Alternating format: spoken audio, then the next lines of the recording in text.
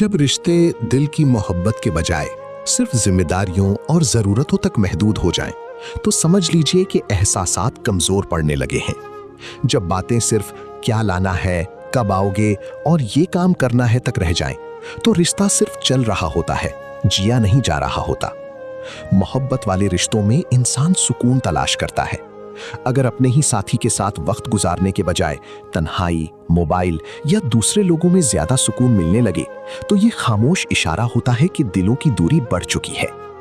रिश्ते की खूबसूरती बर्दाश्त, नरमी और अपनायत में होती है, लेकिन जब हर छोटी बात पर गुस्सा, बहस और चिड़चिड़ापन शुरू हो जाए, तो समझ ले कि मोहब्बत की जगह दिल में थकन ने ले ली है। एक मजबूत रिश्ता हमेशा हम से शुरू होता है। हम साथ रहेंगे, हम ख्वाब पूरे करेंगे, लेकिन जब हर बात सिर्फ मैं तक महदूद हो जाए, तो रिश्ता अंदर ही अंदर कमजोर होने लगता है। याद रखें, रिश्ते सिर्फ निभाने के लिए नहीं होते, उन्हें मोहब्बत, एहतराम और खुलूस से जीना पड़ता है।